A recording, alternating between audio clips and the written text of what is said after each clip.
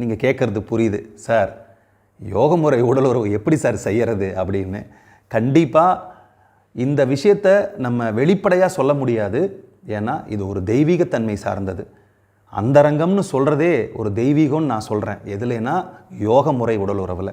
ஏன்னா இப்போ சாதாரணமாக ஒரு உயிரை உற்பத்தி பண்ணக்கூடிய உடலுறவே அந்தரங்கமாக கருதப்படும் போது தன்னை உணர்றதுக்கான உபயோகப்படுத்தக்கூடிய இந்த உடலுறவு எவ்வளவு தெய்வீகமாக நம்ம பாதுகாக்கணும், எவ்வளவு தெய்வீகமாக அதை நம்ம பயன்படுத்தணும். இது உடல் சார்ந்தது மட்டுமே இல்லைங்க, மனம் சார்ந்தது. மனத்தை எந்த அளவுக்கு நம்ம பக்குவப்படுத்துகிறோமோ அந்த அளவுக்கு தான் இது சாத்தியமாகும். அதுவும் இந்த கலிகாலத்தில் இந்த முறைகள் இன்னும் பயன்படுத்தப்பட்டு வருதுன்னு நினைக்கிறீங்களா? ஆனால் இந்த முறைகளை எவ்வளவோ பேர் தேடிக்கிட்டு அலைகிறாங்க. என்னென்னா ஒரு கணவனும் மனைவியும் ஒத்த கருத்துடையவங்க, நம்ம ரெண்டு பேரும் ஒன்று இணைந்து நம்ம தெய்வீக சக்தியை சந்திக்கலாங்க, கண்டுபிடிக்கலாங்க அப்படின்னு சொல்லி கோயில் குளமெல்லாம் போவாங்க, தனித்தனியாக தியானம் பண்ணுவாங்க, ஒன்று சேர்ந்து தியானம் பண்ணுவாங்க, கைகளை இப்படி பிடிச்சு தியானம் பண்ணுவாங்க, கட்டி அணைச்சி தியானம் பண்ணுவாங்க. இந்த மாதிரி நிறைய முறைகளை சித்தர்கள் சொல்லியிருக்கிறாங்க, பெரிய பெரிய யோகிகள் சொல்லியிருக்காங்க. ஆனால் இந்த சென்சிட்டிவான விஷயத்தை திருமூலர் அவர்களும் இன்னும் விரல் விட்டு எண்ணக்கூடிய சித்தர் பெருமக்கள் மட்டும்தான் சொல்லியிருக்கிறாங்க. ஏன்னா இது சுலபமான வழி, ஆனால் கடினமான வழி. ஏன்னா இது அவ்வளோ ப்ராசஸை தாண்டி வரணும். சரிங்க சார், ரொம்ப அப்படியெல்லாம் பேசிகிட்டே இருக்காதீங்க, நீங்கள் வழியை சொல்லுங்கள், நீங்கள் சொல்கிறது கேட்குது. ஆனால் வழியை சொல்கிறதுக்கு முன்னாடி என்னால் எந்த அளவுக்கு சொல்ல முடியுமோ அந்த அளவுக்கு நான் சொல்லிடுறேன். அதுக்கப்புறம் நான் சொல்லக்கூடிய இன்ஸ்ட்ரக்ஷன் நீங்கள் ஃபாலோ பண்ணிக்கோங்க. ஒரு குருநாதரோட அரவணைப்பில், அவரோட கைடன்ஸில் இருக்கும்போது இது உண்மையாக முழுமையாக 100% சாத்தியமாகும். அதை மட்டும் நீங்கள் மறந்துடாதீங்க.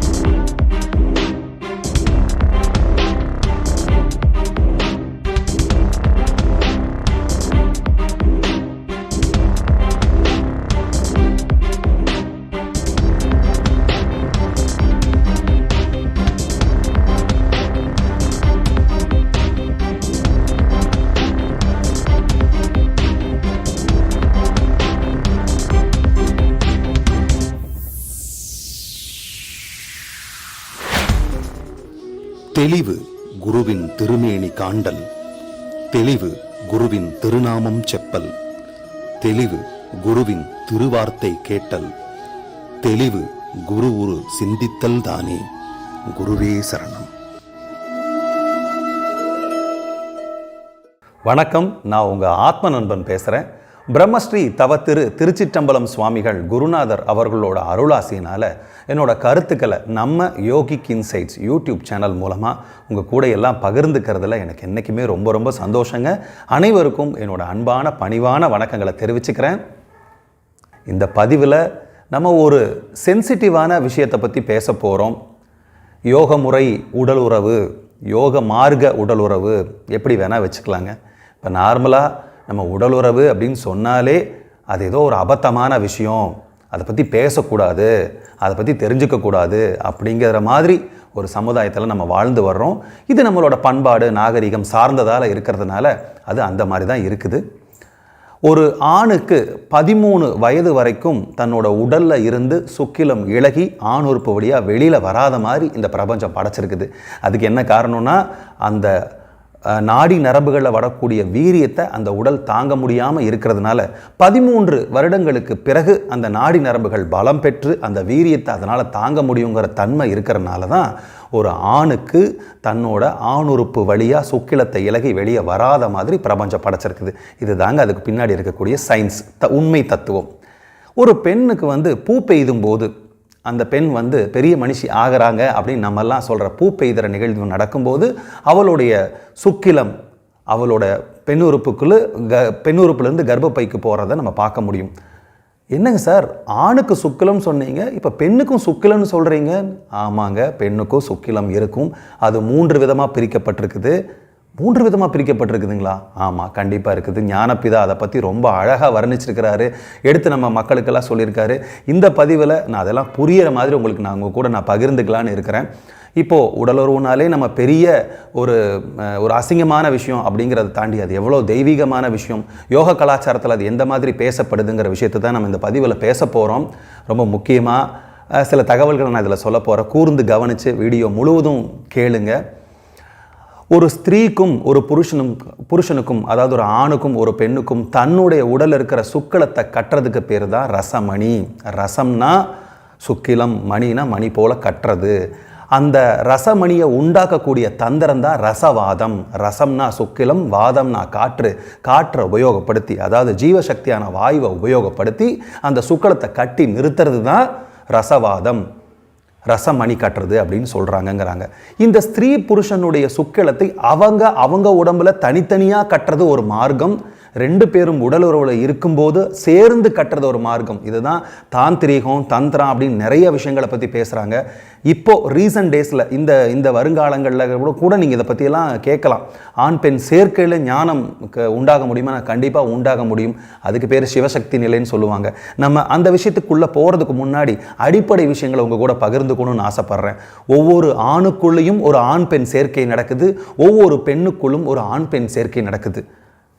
உடலுறவுக்கு முன்னாடி என்னங்க வித்தியாசமாக சொல்கிறீங்க?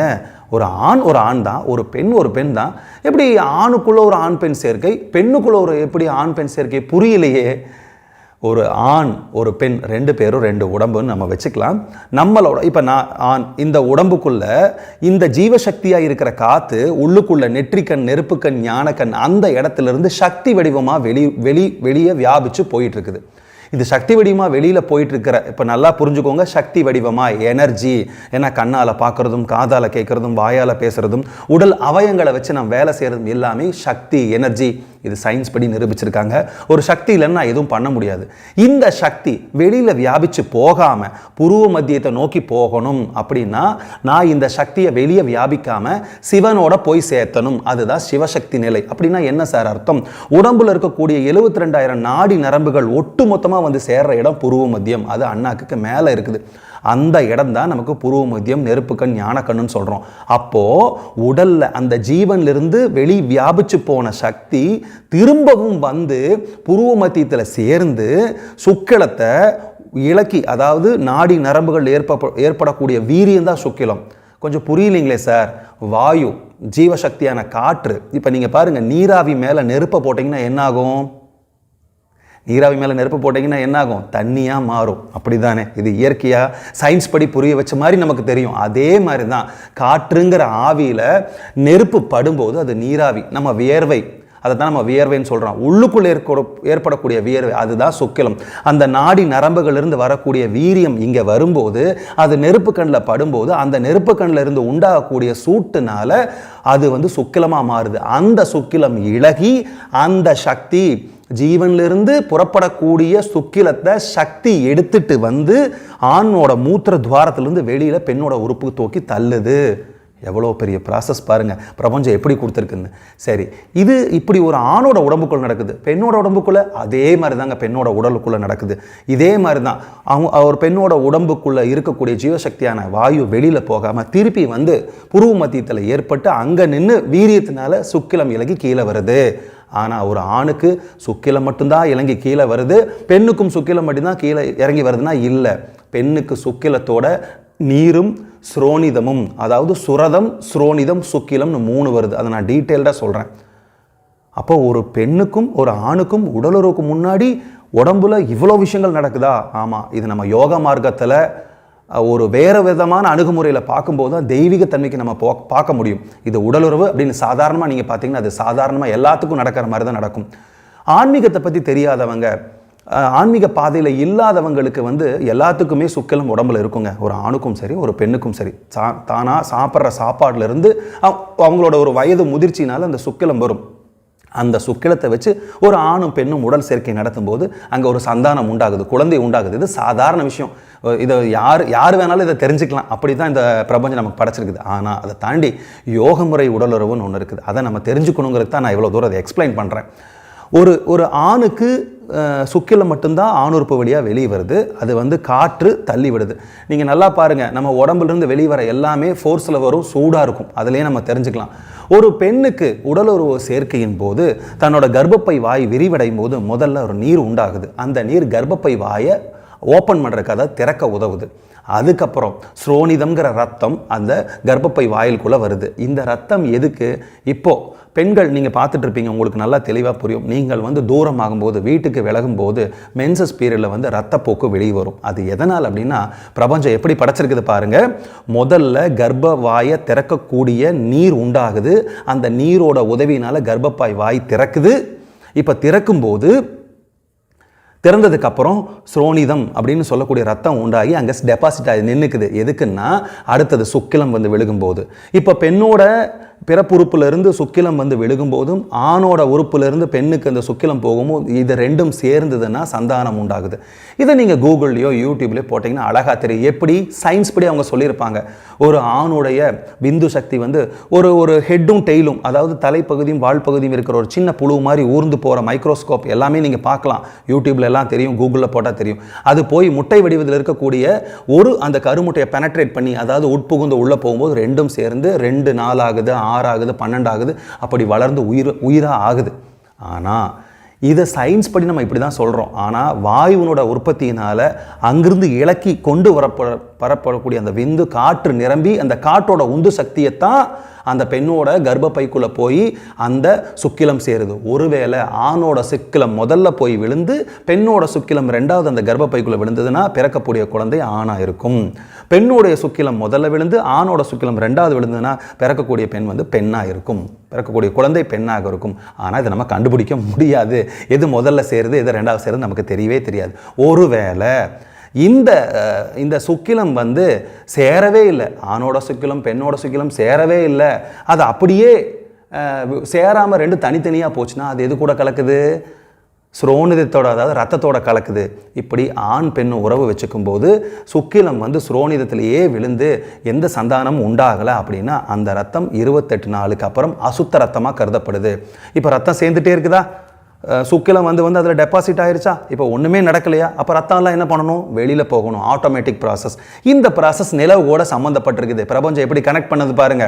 அண்டத்தில் உள்ளது பிண்டத்தில் உள்ளது, பிண்டத்தில் உள்ளது அண்டத்தில் உள்ளது. இந்த சுழற்சி அங்கேயும் நடக்குது, இங்கேயும் நடக்குது. இப்போ நம்ம ரிலேட் பண்ணிக்கலாம். 28 நாள் கழித்து அசுத்தமான விஷயங்கள் வெளியில் போகணும். அதுதான் பெண்கள் தூரமாகிறதுன்னு சொல்கிறாங்க. ஏங்க சார் இதை இவ்வளோ தூரம் சொல்லி இதோட நிறுத்திட்டீங்க அப்படின்னா, அதோட நிறுத்தலை நான். இந்த உடல் உறவில் என்ன ஒரு தன்மை இருக்குது அப்படின்னா, ஒரு ஆண் தனியாக யோக மார்க்கத்தில் உட்கார்ந்தாலும், ஒரு பெண் தனியாக யோக மார்க்கத்தில் உட்கார்ந்தாலும் தன்னுடைய சுக்கிலத்தை கீழே இறக்கி போய் வீண் பண்ணாமல் திருப்ப மேலேயே ஏற்றி கொண்டு வந்து தன்னோட பிறப்பிடமான அந்த புருவமத்தியத்துக்கு கொண்டு வரும்போது அவங்க ஞானம் அடைகிறாங்க. இது ஒவ்வொருத்தரும் தனித்தனியாக நிகழும்போது அவங்க ஞானம் உண்டாகுது. ஆனால் ஆணும் பெண்ணும் சேர்ந்து இருக்கும்போது இந்த விஷயத்தை நடத்த முடியும் சித்தர்கள் சொல்கிறாங்க. அதுதான் தாந்திரிக முறை, தந்திரா மெடிடேஷன், நிறைய விஷயங்கள்லாம் சொல்கிறாங்க. அப்படியே நம்ம கொஞ்சம் பழங்காலத்துக்கு பின்னாடி போகலாம். ஆன்மீகத்தில் தன்னை உணர்தலை, மெய்ஞானத்தை தேடிக்கிட்டு இருக்கக்கூடிய தம்பதிகள், அதாவது கணவன் மனைவி தனித்தனியாக ஆன்மீக சாதகத்தில் ஈடுபடுறது ரொம்ப கஷ்டம். எப்படின்னா, ஒரு ஆண் தன்மை, ஒரு ஆணாக இருக்கிறவங்க அவங்க வந்து தன்னை உணர்தலுக்காக தன்னோட உடம்பை இருத்தி இந்த மாதிரி தியானத்தில் உட்காந்து அவங்க தன்னோட சுக்கிலத்தை உபயோகப்படுத்தி மேலே ஊதி கட்டுற விஷயத்தை நம்ம பார்த்துருப்போம். நிறைய விஷயங்களை நம்ம படிச்சிருப்போம். நிறைய ஓலைச்சுவடிகளில் நமக்கு தெரிஞ்சதெல்லாம் படிச்சிருக்கிறோம். ஆனால் ஒரு பெண் தன்மையில் வந்து அவங்க ஒரு மனைவியாக இருக்கிறவங்க வந்து தன்னோட கணவன் இந்த இதில் இருக்கிறாங்க, இந்த பாதையில் இருக்கிறாங்கன்னு தெரிஞ்சால் அவங்களுக்கு அன்பாக பணிவிடை செஞ்சு அவங்க கூடயே இருப்பாங்க. அந்த மாதிரி இருக்கிற மனைவியும் தன்னோட கணவன் இந்த போக முறையை வச்சு அதை யோக முறையாக மாற்றி தெளிவடைய வைக்க முடியும், ஞானமடைய வைக்க முடியுங்கிறதுக்கு அத்தாட்சிகள் வந்து சொன்னோம்னா ரொம்ப ஆச்சரியப்படுற மாதிரி இருக்கும். என்னென்னா, நம்மளோட அகஸ்தியர் மகாமுனி லோபமாதா அவர்கள் தம்பதிகள் தான். நம்ம அகஸ்திய முனியும் இல்லறத்தில் இருந்து போக முறையிலிருந்து யோக முறையில் தான் போனவங்க. அதே மாதிரி அத்திரி மகரிஷி, இந்த மாதிரி நிறைய மகரிஷிகளை நம்ம சொல்ல முடியும். இவங்கெல்லாம் தன்னோட மனைவிமார்களை போக முறையில் உபயோகப்படுத்தி அதை யோக முறையாக கொண்டு வந்து தன்னிலை உணர்ந்தாங்க. 2 பேரும் தன்னிலை உணர்ந்தாங்க. ஆன்மீகத்தில் பயணப்படுறவங்க தன்னை உணரணும்னு விரும்பக்கூடிய ஒத்த கருத்துள்ள கணவன் மனைவி, நல்லா நான் சொல்கிறத புரிஞ்சுக்கோங்க, ஒத்த கருத்துள்ள கணவன் மனைவிக்கு மட்டும்தான் இந்த யோக முறை உடல் உறவு சாத்தியமாகுது. இதை நான் சொல்லலைங்க, திருமூலர் திருமந்திரத்தில் 3ஆம் மந்திரத்திலிருந்து சொல்ல ஆரம்பிச்சிருக்கிறாங்க. திருமூலர் திருமந்திரத்தில் 3ஆம் மந்திரத்திலிருந்து சொல்ல ஆரம்பிச்சிருக்கக்கூடிய விஷயங்களில் நிறைய விஷயங்களை உள்ள புதஞ்சு வைக்கிறாரு. எதை அடிப்படையாக இதை வைக்கிறாரு நீங்கள் நல்லா புரிஞ்சுக்கோங்க. இப்போ ஒரு கணவன் மனைவி இருக்கிறாங்க, அவங்க புணர்தல் சமயத்தில் இந்த நாடி நரம்புகளில் உண்டான வீரியத்தினால சுக்கிலம் இலகி வெளியில் வந்து ஒரு ஆணோட பிறப்புறுப்பிலிருந்து பெண்ணோட பிறப்புறுப்புக்கு போகுது. பெண் பிறப்புறுப்பிலிருந்து வரக்கூடிய சுக்கிலம் வந்து ரெண்டும் சேர்ந்து கர்ப்பப்பையில் விழுந்து அது ஒரு உயிரை உருவாக்குது. நீங்கள் நல்லா நினச்சி பாருங்க, நீங்கள் இந்த உலகத்தில் இருக்கிற மனிதர்கள் எல்லாம் இந்த ப்ராசஸ்லேருந்து வெளியே வந்தவங்க. நல்லா புரிஞ்சுக்கோங்க. இப்போ நான் இவ்வளோ நல்லா பேசுகிறேன், இவ்வளோ சக்திமயமாக இயங்குறேன், என் உடல் இப்படி இருக்குது. அப்போ நான் ஒரு சக்தி ஊட்டப்பட்ட ஒரு உயிர். இந்த உயிரை படைச்சது யாரு? என்னோட தாய் தந்தையரோட சுக்கிலம். இந்த உயிரை படைக்கிற அளவுக்கு அந்த சுக்கிலத்துக்கு சக்தி இருக்குது. எப்படின்னா அது தன்னோட உடம்பிலிருந்து வெளியில் வந்து விரயமாக போய் விழுந்து ஒரு உயிரை உற்பத்தி பண்ணுதுன்னா அந்த சுக்கிலத்தை வெளியே விடாமல் கீழ்த்தன்மையாக போகாமல் மேல்முகமாக திருப்பி கொண்டு போய் ஊதி கட்டும்போது அது எவ்வளோ பெரிய உயிராக மாறி எவ்வளோ பெரிய சக்தியாக மாறி தன்னை உணர்றதுக்கு வழிவகுக்கும் அப்படின்னு தெரிஞ்ச சித்தர்கள், யோகிகள், ரிஷிகள், மகான்கள், முனிவர்கள் எல்லாம் எழுதி வச்ச விஷயந்தான் இந்த யோக முறை உடலுறவு. இப்போ நம்ம இந்த கலிகாலத்தில் இருக்கிறதுனால இந்த முறை சாத்தியமா அப்படின்னு கேட்கலாம். ஆனாலும் இந்த கலிகாலத்துக்கு இந்த முறை சாத்தியம்தான். ஆனால் நான் திரும்ப சொல்கிறேன், உங்களோட உடல் அமைப்பு, உங்களோட குணாதிசயங்கள், உங்களோட உணவு முறை, உங்களோட ப்ரிப்பரேஷன், அது வந்து எந்த மாதிரி உணவு முறைகளை எடுத்துக்கணும், எந்த நாளில் சேரணும், எந்த டைமில் சேரணும், எத்தனை முறை சேரணும், இப்படி நிறைய விஷயங்களை வந்து நம்ம திருமூலர் அவர்கள், அந்த சித்தர் அவர்கள் வந்து வழிவகுத்திருக்கிறாங்க. ஏன் சுக்கிலத்துக்கு இவ்வளவு முக்கியத்துவம் கொடுக்குறாங்க அப்படின்னா, ஒரு கணவன் வந்து, அதாவது ஒரு ரிஷிகோ எடுத்துக்கலாம், ஒரு ஆண் தன்மையில் இருக்கிற ஒரு ஆணை வந்து கணவனை வந்து ஒரு ரிஷியாக எடுத்துக்கலாம், இல்லை ஒரு சாதாரண ஒரு யோக நிலையில் இருக்கிறவங்களை எடுத்துக்கலாம். அவங்களுக்கு வந்து யோகங்கள் முறைகள் வந்து ரொம்ப சாதகமாக இருக்குது, ஈஸியாக கற்றுக்கிற மாதிரி இருக்குது. ஆனால் ஒரு பெண்ணுக்கு வந்து அது வசப்படலை. ஏன்னா அவள் அன்பு வடிவானவ, அவள் வந்து ஒரு சமர்ப்பணத்தில் இருக்கிறவ.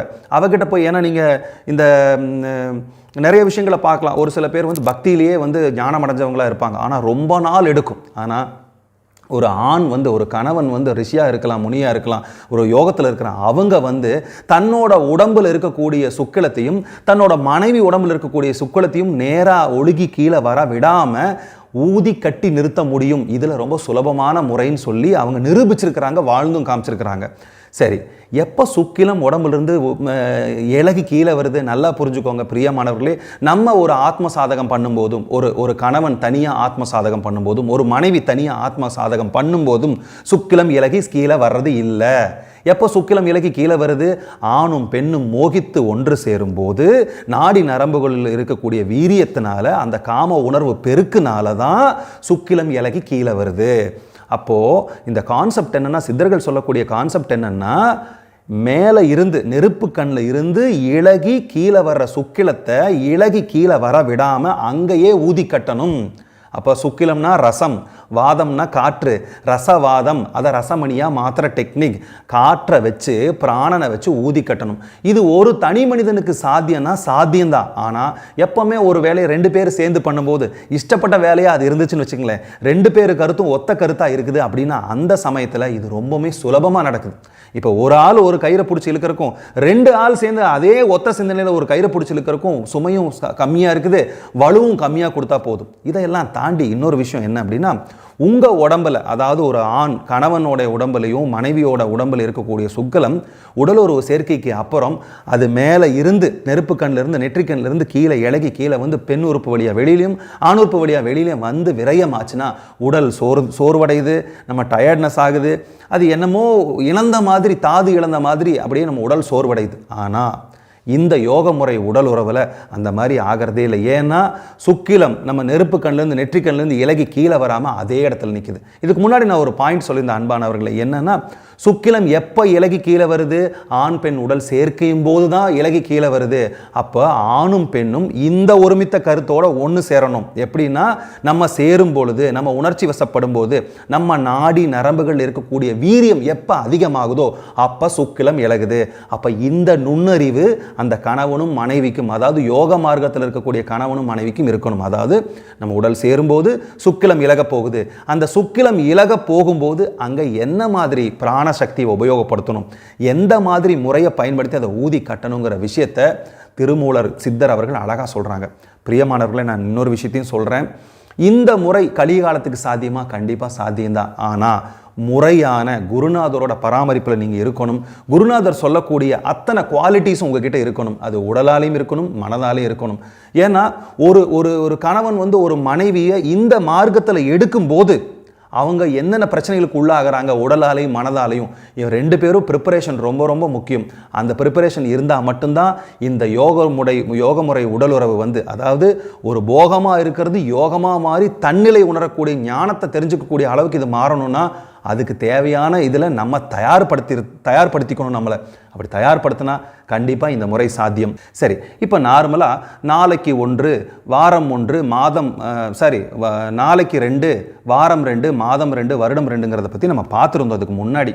அதில் நமக்கு முக்கியமான தேவை மாதம் 2 அப்படின்னா மாதத்துக்கு 2 தடவை மட்டும்தான் உடலுறவு வச்சுக்கணும். இது என்ன சொல்கிறாங்கன்னா சித்தர் பெருமக்கள், நம்ம ரொம்ப வருஷ காலம் உடம்பு வாழணும், நோய் நொடி இல்லாமல் வாழணும்னாலே இதை சொல்கிறாங்க. நீங்கள் தெய்வீகத்தன்மைக்கு போகணும்னா அதுலேருந்து இன்னும் ஒரு படி மேலே போகிறாங்க. திருமூலர் திருமந்திரத்தில் சொல்கிறாங்க என்னென்னா, நீங்கள் அஷ்டமி, பஞ்சமி, திதி இந்த மாதிரி நிறைய விஷயங்களில் நீங்கள் 2 பேரும் ஒன்று சேரக்கூடாது, கணவன் மனைவி. அதாவது யோக முறை உடல் உறவுக்கு. அப்போ அதுலேயே கொஞ்ச நாள் போயிடும். அதுக்கப்புறம் திருன்னு வரக்கூடிய நட்சத்திரங்கள் வரக்கூடிய நாளில் சேரக்கூடாது, திருவாதிரை, திருவோணம் அப்படின்னு சில ரெஸ்ட்ரிக்ஷன்ஸ் வைக்கிறாங்க. ஏன்னா இப்போ நீங்கள் இதை மகாபாரதத்தில் கூட நீங்கள் ஒரு விஷயத்தை கேள்விப்பட்டிருக்கலாம். வியாச முனிவர் வந்து ஒரு அந்த பெண்ணோட உடலுறவு வச்சு 2 மகன்களை பேப்பாங்க. துருதிஷ்டர் அப்படின்னு இன்னொரு கேரக்டர். அவங்க வந்து ரொம்ப மகாபாரத்துக்கு கொஞ்சம் ஒரு மாதிரியான கேரக்டர், நெகட்டிவ் கேரக்டராக இருப்பாங்க. அவர் சொல்லுவார், அவ்வளோ தூரம் வேண்டாம், நான் சேர்ந்தேன்னா இந்த மாதிரி இந்த நேரத்தில் சேர்ந்தேன்னா வராது, வேறு மாதிரி மகன்கள் தான் உண்டாவாங்கன்னு அவர் அவ்வளோ தூரம் சொல்லுவார். ஆனால் கேட்க மாட்டாங்க. இல்லை, நீங்கள் எங்களுக்கு இந்த ஆண் வாரிசு உருவாக்கி கொடுக்கணும்பாங்க. அந்த மாதிரி எதுக்கு இதை சொல்ல வர்றேன் அப்படின்னா, எந்த சமயத்தில் இந்த உடலுறவில் ஒன்று சேரணுங்கிற ஒரு கணக்கு சித்தர்கள் வச்சுருக்கிறாங்க. அதனால் இந்த அஷ்டமி, நவமி, திதி இதுவும் போயிருதா, அதுக்கப்புறம் சில திருவாதிரை, திருவோணம் அதுவும் போயிருதா, இப்படி நீங்கள் நல்லா ரிலேட் பண்ணி பார்த்தீங்கன்னா மாதம் 2ங்கிற விஷயத்துக்கு நீங்கள் வந்து நின்றுவீங்க. அப்போது ஒரு மாதத்துக்கு 2 முறை தான் உடலுறவு வைக்கணும். இது நாட்களை பொறுத்தது. அடுத்தது இந்த யோக முறை உடலுறவுக்கு ரொம்ப முக்கியமான விஷயம் நேரம். அந்த 2 நாள் கிடைக்குதுல்ல, அந்த 2 நாளில் அதிகாலையில் இருக்கக்கூடாது, மதியம் இருக்கக்கூடாது, சாயந்தர நேரம் இருக்கக்கூடாது. இரவு நேரத்தில் சூரியன் மறைவுக்கு அப்புறம் ரொம்ப முக்கியமான விஷயம், சூரியன் உதயமாகும் போதும் சூரியன் மறையும் போதும் இந்த உடலுறவுக்கு நீங்கள் போகாதீங்க அப்படிங்கிறாங்க சித்தர் பெருமக்கள். அதனால் ஒரு நாள் முழுவதும் இல்லை, சூரியன் மறைவுக்கு அப்புறம் இரவுக்கு அப்புறம் தான். இதில் இன்னொரு விஷயத்தை நம்ம ரொம்ப ஆழமாக பார்க்க வேண்டியது என்ன அப்படின்னா, நம்ம சாதாரணமாக ஒரு கணவனும் மனைவியும் இருக்கக்கூடிய உடலுறவுக்கும் யோக முறை உடலுறவுக்கும் பெரிய வித்தியாசம் இல்லைனாலும் மனதளவிலையும் உடம்பளவிலையும் அவங்க தயாராகணும். எதுக்கு தயாராகணும் அப்படின்னா, இப்போ சாதாரணமாக எந்த மாதிரி ஒரு சாதாரணமான ஒரு உடலுறவு நடக்குதோ அதே மாதிரி ப்ரிப்பரேஷன்ஸ் எல்லாம் இருக்கணும். தவறாக எடுத்துக்காதீங்க. ஒரு பெண் வந்து தன்னை எந்த விதமாக வாசனை திரவியங்கள்லையும் மலர்களாலையும் அலங்காரம் பண்ணிக்கலான்னு திருமூலரே சொல்கிறாங்க. எதற்கு அப்படின்னா நல்லா புரிஞ்சுக்கோங்க, ஒரு போதை தரக்கூடிய ஒரு சாதாரண உடலுறவாக அது நிகழ்ந்தக்கூடாது, ஒரு தெய்வீக உடலுறவாக அதை நிகழணுங்கிறதுக்காக, அந்த தன்மையை உருவாக்குறதுக்காகத்தான் அந்த சித்தர் அவர்கள் வந்து வாசனை மிக்க மலர்களை சூடிக்கணும், அலங்கரிச்சுக்கணும், திரவியங்களை போட்டுக்கணும்லாம் சொல்கிறாங்க. எதுக்குன்னா, இந்த உணர்வுகள் எந்த அளவுக்கு அதிகமாக தூண்டப்படுதோ அந்த அளவுக்கு வந்து சுக்கில ஸ்கலிதம் வந்து சீக்கிரம் நடைபெறும் அப்படிங்கிறதுக்காக சொல்கிறாங்க. ஆனால் இதையும் தாண்டி இன்னொரு விஷயத்தையும் சொல்கிறாங்க. உங்களோட சுக்கிலம் இந்த இடத்துல நாடி நரம்புகளோட வீரியத்தில் தளர ஆரம்பிக்கும் போது அதை கீழே வர விடாமல் தடுக்கிறக்கான யுக்தி சொல்லித்தர்றாங்க. எதை வச்சு? பிராணனை வச்சு எந்த மாதிரி பண்ணணும், இந்த இடத்துல தான் அந்த சூட்சுமம் முடிச்ச போடுறாங்க. அந்த பிராணனை எப்படி உபயோகிச்சு அதை நிறுத்தணும், ஊதி கட்டணும், இதை வந்து உங்களோட குருமார்கள் மட்டும்தான் சொல்லிக் கொடுக்க முடியும். ஆனால் ஜென்ரலாக ஒரு 50% 60% வரைக்கும் ஓப்பன் பண்ணணும், ஓப்பனாக பேசணும் அப்படின்னு சொன்னால் 2 மணி நேரம், அதாவது 5 கடிகைன்னு சொல்கிறாங்க திருமூலர் சித்தர். அவங்களோட சித்தர் குறிப்புகளில் சொல்கிறாங்க 5 கடிகையிலிருந்து 6 கடிகை மணி வரைக்கும் இதை நம்ம உயர்த்தி கொண்டு போக முடியும். எப்படின்னா 2 மணி நேரம், நம்ம கணக்குப்படி 2 மணி நேரம் உடலுறவில் நீண்டிருக்கலாம். நீங்கள் நினச்சி பாருங்கள், ஒரு ஆணுக்காகட்டும், ஒரு பெண்ணுக்காகட்டும், அதாவது ஒரு கணவனுக்காகட்டும், ஒரு மனைவிக்காகட்டும், ஒரு கணவனை நீங்கள் எடுத்துட்டிங்கன்னா அவனுடைய பிறப்புறுப்பிலிருந்து அந்த சுக்கிலம் வெளியே வர அந்த க்ஷண நேரம் வந்து அவன் நேரம், காலம், பக்கத்தில் இருக்கிற எல்லாத்தையும் மறந்து ஒரு கால நேரம் கடந்த நிலைக்கு, ஒரு தெய்வீக நிலைக்கு அவனால் போக முடியும். அதே மாதிரி ஒரு பெண்ணுக்கும் உச்சநிலை அடையும் போது அதே மாதிரி காலம் நேரம்லாம். இப்போ இந்த இடத்த நல்லா புரிஞ்சுக்கோங்க, இந்த காலம் நேரம் பக்கத்தில் யார் இருக்காங்க, எல்லாமே மறந்திருக்கக்கூடிய இடம் தான் அந்த காமம். இந்த காமத்தை எப்படி கடவுள் தன்மைக்காக மாற்றணுங்கிற சித்தர் பெருமக்கள் சொல்லித்தர்றாங்க. 2 மணி நேரம் நீடிச்சு இருக்க முடியும், அதாவது 5 கடிகையிலேருந்து 6 கடிகை வரைக்கும். அந்த சமயத்தில் அதாவது உடல் சேர்ந்துருச்சு, உங்களோட உணர்வுகள் தூண்டப்பட்டுருச்சு, அந்த சமயத்தில் நாடி நரம்புகளில் உண்டான வீரியத்தினால அந்த விந்து இழகுதுன்னு தெரிஞ்ச போது ஒரு விஷயத்தை, அதாவது அவர் எப்படி அழகாக சொல்கிறாருன்னா, ஊசிக்குள்ள நூலை நுழைப்பது போல் உனது பிராணசக்தி மேலே கீழே கதாகதம் பண்ணி ஊதி கட்டி நிறுத்தணும்னு சொல்கிறாங்க. அந்த விஷயத்தை இப்போ நீங்கள் நல்லா எடுத்து பார்த்தீங்கன்னா அது வாசி யோகம் தான். மறைமுகமாக சொல்லியிருக்கிறாங்க, ஆனால் உண்மையாக ஓப்பனாக சொல்லப்போனால் அது வாசி யோகம் தான். ஏன்னா வாசி யோகத்தினால மட்டும்தான் 2 துளைகள் வழியாக ஊதி கட்ட முடியும்னு சொல்கிறாங்க. இன்னொரு விஷயம், யோக மார்க்கத்தில் இருக்கிற கணவன் மனைவிக உடலாலும் மனதாலும் ஒருமித்த கருத்தோடு நம்ம இந்த போக மார்க்கத்தை யோக மார்க்கத்துக்கு எடுத்துகிட்டு போய் தன்னை உணர்றதுக்கு பயன்படுத்தணுங்கிற அந்த நினைப்பிலிருந்து 1% 1 செகண்ட் தவிர்ந்துட்டாலும் முடிஞ்சிச்சு, அவ்வளோதான். ஒரு கணவன் தன்னோட உடம்பை குறித்து யோசித்தாலும், ஒரு மனைவி தன்னோட உடம்பை குறித்து யோசிச்சிட்டாலும் முடிஞ்சுது, அவ்வளோதாங்க. அதனால தான் இதை திருமூலர் அவ்வளோ அந்தளவுக்கு ஸ்ட்ராங்காக சொல்கிறதுக்கு காரணம் என்னென்னா, 2 மனது ஒன்று சேருது, 2 உடல் ஒன்று சேருது, ஆனால் 2 சுக்கிலம் ஒன்று சேர்றது இல்லை. சுக்கிலம் கீழே இறங்கி போச்சுன்னா நம்ம உடம்பு தளர்ந்து போயிடுது, நம்ம உடம்பு சோர்வாயிருது, அதுக்கப்புறம் எப்படா படுத்துக்கலாம் தூங்கலாம் அப்படின்னு எல்லா சக்தியும் விரயமாயிருது. ஆனால் சுக்கிலம் அங்கேயே நிற்கிறது இல்லாமல் அதை கட்டி ஊதி நம்ம நிறுத்துகிறோம். இங்கே தான் நம்ம ரசவாதம் ரசமணிங்கிற டெக்னிக்கை கொண்டு வரோம். அந்த இடத்துல ஒரு பெண் ஆணுக்காகவும் ஒரு ஆண் பெண்ணுக்காகவும் ஒருமித்த கருத்தோடு அங்கே சேரும்போது தெய்வீகத்தன்மை அடையிறதுல 100% சாத்தியம்தாங்க. ஒரு 1% கூட சந்தேகப்படவே தேவையில்லை. நான் திரும்ப சொல்கிறேன், இந்த டெக்னிக்கை நீங்கள் கற்றுக்கணும். ஒரு தெய்வீகத்தன்மையை அடையணும், ஒரு கணவன் மனைவியாக ஒத்த மனதோட ஆகணும் அப்படின்னா ஒரு குருநாதரோட பக்குவம் நமக்கு கண்டிப்பாக வேணும். அவங்க அதை சொல்லிக் கொடுப்பாங்க, அந்த டெக்னிக் எப்படி பண்ணணும். இதைத்தான் நம்ம அகஸ்திய மகாமுனியும் அத்திரி மகரிஷியும் போன்ற நிறைய மகான்கள் ரிஷிகள்லாம் ஃபாலோ பண்ணியிருக்கிறாங்க. அதனால் இது பெரிய ரொம்ப பூடகமாக மறைச்சு வைக்கக்கூடிய விஷயமா இருந்தாலும் அதுக்கு பின்னாடி அவ்வளோ ஆழமான விஷயம் இருக்குது. அதனால் ஒரு குருநாதரோட துணையோடு மட்டுமே இதை கற்றுக்கோங்க.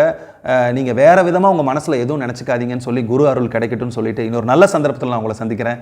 நன்றி, வணக்கம்.